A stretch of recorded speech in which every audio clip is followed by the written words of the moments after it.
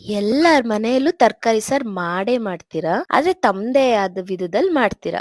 ನಮ್ ಮನೇಲೂ ಎರಡ್ ತರ ಮಾಡ್ತೀವಿ. ಅದ್ರಲ್ಲಿ ಒಂದು ಇವತ್ತು ನಾನ್ ತೋರಿಸ್ತೀನಿ. ಒಂದ್ ಕುಕ್ಕರ್ಗೆ 1 ಗ್ಲಾಸ್ ತೊಗರಿಬೇಳೆ, ಒಂದ್ ಅರ್ಧ ಗ್ಲಾಸ್ ಹೆಸರು ಕಾಳು, ಉಪ್ಪು, ಒಂದೆರಡು ಟೊಮ್ಯಾಟೊ ನೀರ್ ಹಾಕೊಂಡು ಒಂದೆರಡು ವಿಜಿಲ್ ಹಾಕ್ಸ್ಕೊತಿದೀನಿ. ಟೊಮ್ಯಾಟೊನ ಬೇಳೆನ ಸೈಡ್ಗೆ ಇಟ್ಕೊಂಡು ಅದಕ್ಕೆ ಎಲ್ಲಾ ತರಕಾರಿನೂ ಹಾಕಿ ಇನ್ನೊಂದ್ ಸ್ವಲ್ಪ ಉಪ್ಪು ಹಾಕೊಂಡು ಅದನ್ನು ಒಂದ್ ವಿಜಿಲ್ ಹಾಕ್ಸ್ಕೊತಿದೀನಿ. ಒಂದ್ ಮಿಕ್ಸಿ ಜಾರ್ಗೆ ಸ್ವಲ್ಪ ಕೊಬ್ಬರಿ, ಒಂದ್ 2 ಸ್ಪೂನ್ ಸಾಂಬಾರ್ ಪೌಡರು, ಸೈಡ್ಗೆ ಇಟ್ಕೊಂಡಿರೋಂತ ಟೊಮ್ಯಾಟೊ ಬೇಳೆ ಹಾಕೊಂಡು ಚೆನ್ನಾಗಿ ಗ್ರೈಂಡ್ ಮಾಡಿ ಪೇಸ್ಟ್ ಮಾಡ್ಕೊತಿದೀನಿ.